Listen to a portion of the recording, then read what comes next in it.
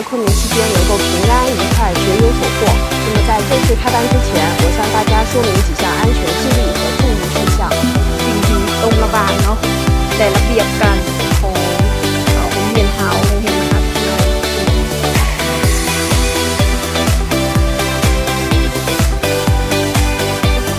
再讲一下，哎，ที่ได้เอาความทรงจำเลยเนาะ觉得